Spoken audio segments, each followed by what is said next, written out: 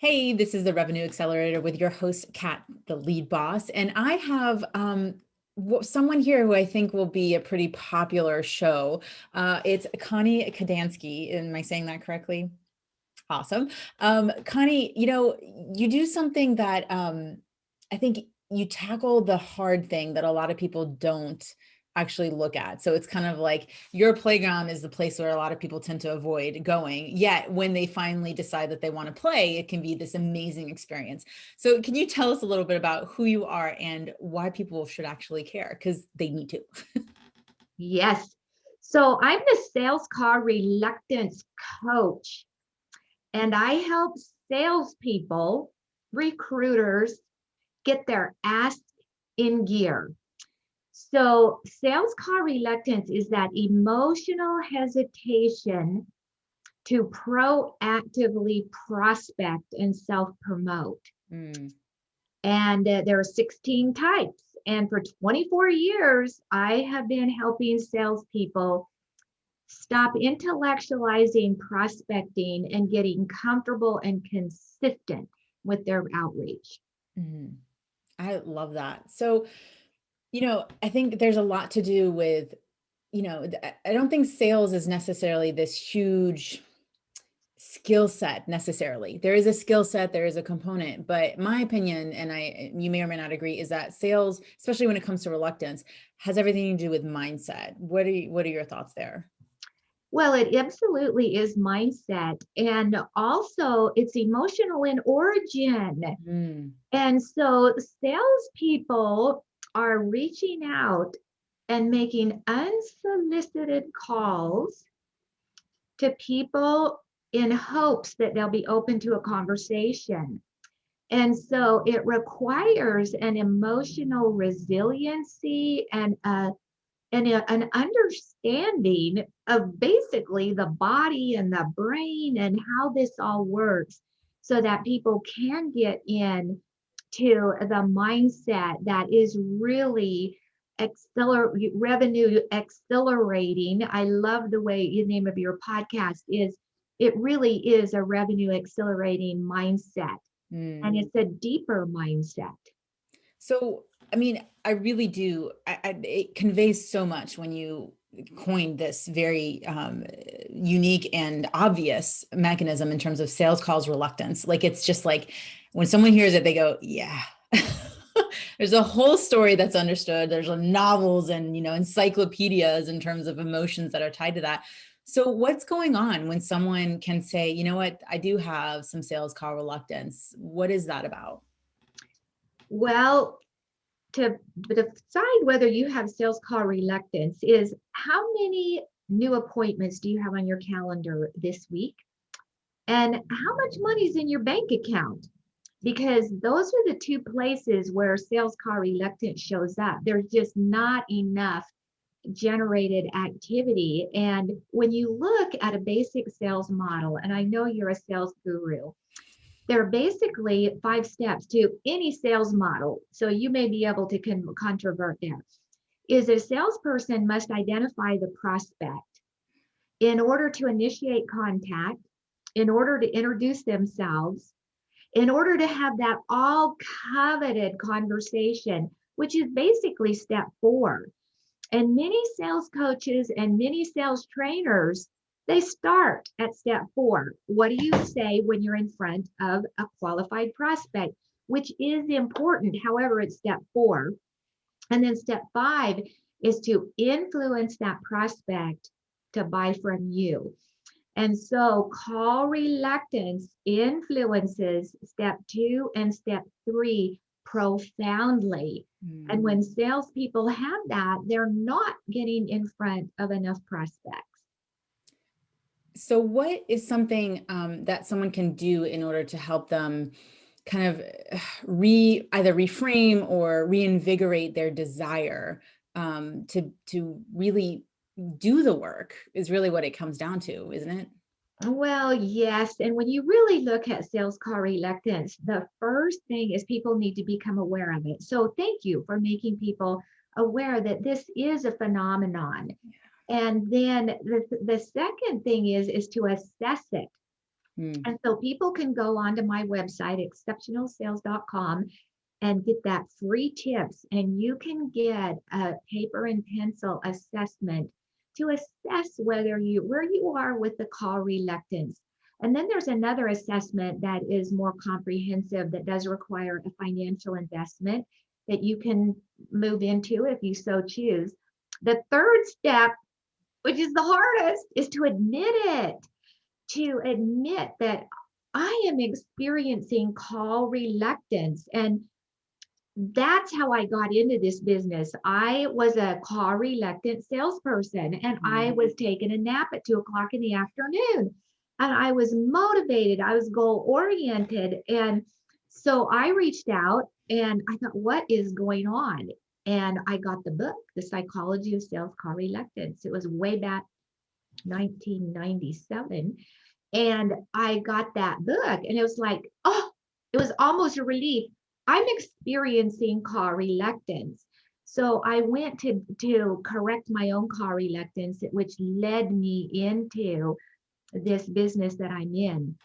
But then the fourth step is to apply proven techniques, cognitive behavioral techniques, and also neuroscience techniques to overcome that fear, because it's the call reluctance is a fear, and it's a mental response to a perceived threat. Mm. And so they're perceiving a threat. Nobody's going to punch them in the nose. It's a perceived threat to their identity. And as people advance and they're making six figures and they're doing incredibly well, and they make a prospecting call, and that particular prospect is not having a good day, it can shake the world because it's shaking the identity and it's threatening the identity of the salesperson. Mm. So there's a lot of different components here, and we can unpack it and help people not only intellectually get it. You'll never solve call reluctance, but from the head up by just intellectualizing it.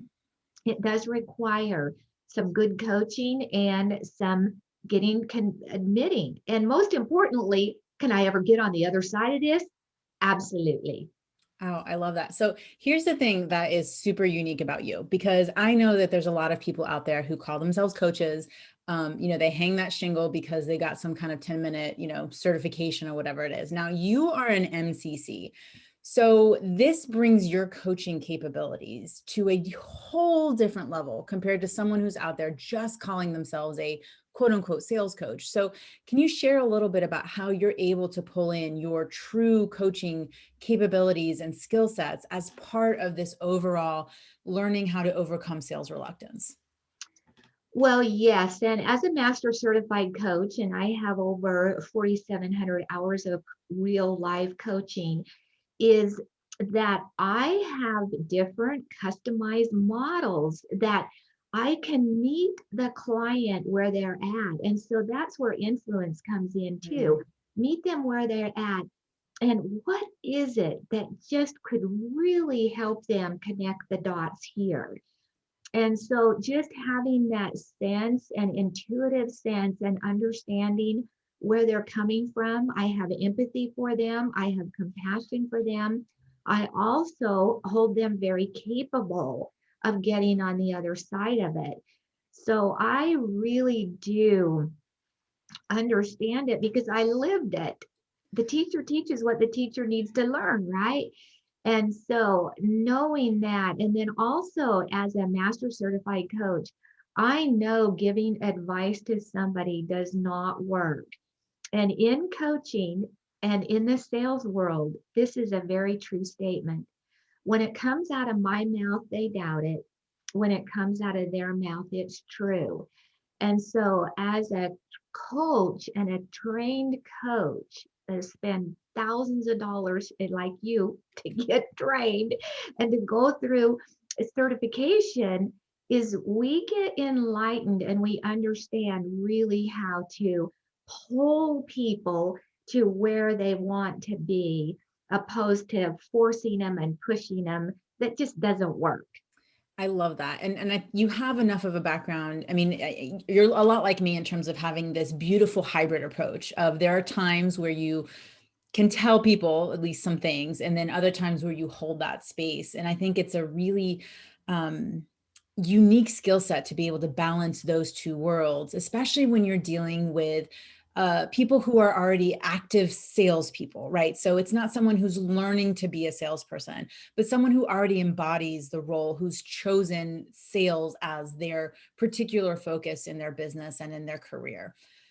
How would you think is that difference between someone who's kind of, not owning the role, but who is really kind of doing that as a career? Like my job is to sell stuff versus I'm an entrepreneur and I have to sell stuff. Well, have to is, I always feel like if we're coming from the mindset of have to, it's like carrying a bowling ball around on our ankle. I mean, that is painful. Mm-hmm. And where there are some people that come to me that have this fabulous job that they absolutely adore. They're making healthy six figures. They have 100 people under them. And then there's that little component of recruiting that they detest. Mm. However, it's part of their role. Recruiting requires proactivity. And so that's where, too, is some positions don't require selling 100% of their day. It's a very important component that they could lose their job if they are not doing that. Mm. And so it goes far and wide. And so with somebody who thinks that I have to think about every business, I mean, we're here. We're here. And the is to have somebody buy our product, buy our service. And that's another little bugaboo that I have with people in the coaching world. They say, we're not selling. Well, for crying out loud.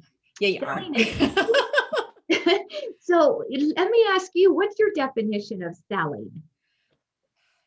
For me, selling is good, right? And I look at it beyond I'm in the business of being in business, which means I'm in the business of selling in terms of providing my support and services.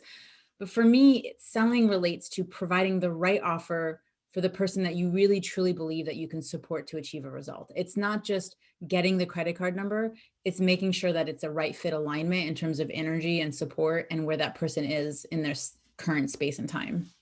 Right. And we're here running profitable businesses, right? And so my definition, and it comes from Daniel Pink, who wrote a book, and it's worthy of our read, is selling is solving people's problems for a profit. And it's okay. And where you look at all the different professions out there where people have spent hundreds of thousands of dollars to get their credentials and their degrees. And it's time to recognize the value and the worth of it, and where somebody comes in and it's a perfect fit, that we are a piece of their success puzzle. And so part of the mindset is to get people to recognize I am an essential piece of the success puzzle. And where I see this also in the abundance world is that everybody has connections, relationships, and networks that only they can serve. Yes. So if there's an insurance agent over here that they're only going to be able to serve a certain in those three areas, right? And so part of coaching too, and you understand this too, Kat, is that our job, well, is, I don't know if it's our job, is to be able to inspire people to see and recognize their worth. Yep. Because people will never outperform their own sense of value. Mm-hmm. And when people get coached, they get confident, and their confidence breeds confidence. So that's why I love coaching. because people start getting more confident and they start recognizing their value. They start having their fee structures are worthy of their time and their self-esteem. And it's so lovely. I want to be around people who recognize their worth because they're nicer people. I love it because I was talking about this with a group of mine recently, which was looking at what are kind of some limiting beliefs or stories that we've observed, and I'm sure that you go into this in terms of like this the things that are preventing us. Basically, what's the procrastination, right? When it comes down to it, of not the antithesis of the proactivity, right? And a lot of times I feel that it comes down to this self-worth or these triggers of not enough or I'm too much. And so when we do these things that make us uncomfortable, that make us vulnerable because it's not safe. Like we all went through high school and most of us were not the popular kids. And so it's not safe to be yourself fully in terms of your personality and all that. And so that when we get rejected, because that's what happens when we do a lot of sales calls, is there is a process of rejection of, like you said, that person may not be in a good mood. It could have been, yes, 2 seconds earlier, but right now their kid just screamed and dropped a bowl of cereal on the floor and they're having to clean it up and you happen to call at that time. And so it has nothing to do with you, but everything to do with what's happening in that person's world right now. Yet the individual who's calling or reaching out or having a conversation takes it on personally. And they make it about them. And so much of business, even though it's our business, isn't about us. How often Well, do you see that be that trigger or that kind of world that someone's living in? yes. Well, and that's exactly what I teach when people are ready to pick up the phone, just to say, this is not about me. Yeah. It's not about me. And that's one of the mindset. It's not about me. And we make it about ourselves. And even when it comes to somebody saying no, and it takes practice. I mean, I had a call once that my face was red and I was shaking after it. But that was many years ago. And I'll never forget it. The only thing is, as the older that we get and the more grounded we get in our value, Yes. it's not rejection, it's just a timing issue. And if somebody's going to be rude on a call, do I really want them as a client? So I don't like to get into judgment. However, it really is not taking it on. And I believe that nobody can reject us unless we have something inside of us that has a little bit of rejecting against what we're doing. Yeah, it's just everything. Yes. So what is something, and it can't be solved in a single exercise, but what's something that someone can start doing to help them overcome at least maybe today's or this hour's sales reluctance? What's that thing that they can start working on to help them see that, there's a way to get over this? Well, the first thing is, most of the time when people are call reluctant, they're angry at themselves. Mm, They have some conflict within themselves. And so the first thing is to just have some empathy for where they're at. Like I'm experiencing call reluctance, and just to have that empathy. And then also I have them to extend it out and think about their prospect and have some empathy for their prospect, and using an exercise of coming from the prospect's perspective around I feel because. And what happens is most salespeople, they're just thinking about, let's land an appointment here. I just got to get it because I got to get it done. But right. to be able to think, how does this prospect, what could their perspective be about my outreach? Mm, And I was coaching someone recently and she was not doing well. And we just changed her script to say, you know what we have to offer may or may not be of value to you. Are you open to exploring? She said it was night and day. So she obviously delivered it properly. And so is a way to preempt it that we're not going to wrestle to the ground and alligator to the ground to get that appointment, but to be able to soften it in a way that that causes the prospect to open up. Mm.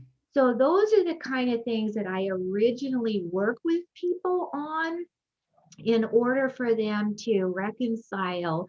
And yesterday, somebody goes, I've never thought about it. I've never thought about it from the prospect's perspective. And then another thing is if people will not take sales calls and they do not like salespeople calling them.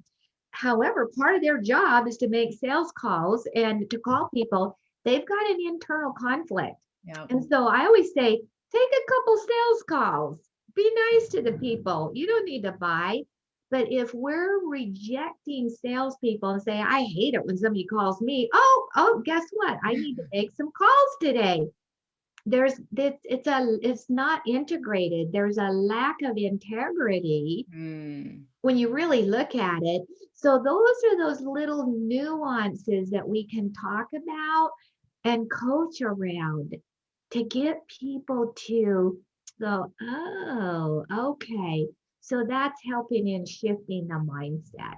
Oh, I love that because and I just want to highlight one of the pieces of the things that you just said, which was you modified the process, right? Because for that particular client, this aspect of the thing needed to be modified so that she could fully embody it to get the results. And it's why scripts in and of themselves don't work. They're a great example. It's the framework, if you will, but it's not the end all be all, because I've been on the other side of those calls of someone following a script and, not following the person in terms of the conversation, which is more of a coaching capability. But then being like, hold on, we can't talk about what you want to achieve. I haven't finished, grilling you about your current pain points. Connie, you have shared so much valuable information here today. How can people get in touch with you and learn a little bit more about, not only sales call reluctance, but maybe how it's showing up in their own life?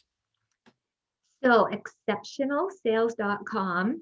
And I have some blogs and some video blogs. They call them vlogs, right? Yeah. And then that free report, it puts you into my opt-in system.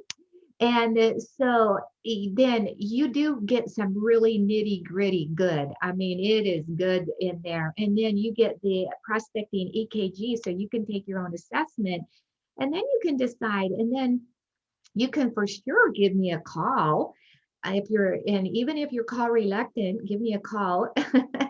602-380-5431. And I always am to really talk to people about what it is that they want to achieve. Some people are afraid to call me because they're afraid that they're going to buy. And, it's just to have a conversation around it. And in closing, is sales call reluctance is nothing to be embarrassed about. Living with it needlessly is. And especially if you're in a career and you have a few years ahead of you, suffering with call reluctance and waking up on Monday morning and dreading the week. I recently had a client said, Connie, I woke up, it's Monday and I wasn't dreading Monday. So it's really assessing like how you want to, so you have to invest and you have to confront yourself. However, coaching works. That's why Kat and I continue to do what we do. And thrive as well as we do, and why our clients get the results that they do. Connie, thank you so much for joining us today. I really appreciate your time. You're welcome. Thank you.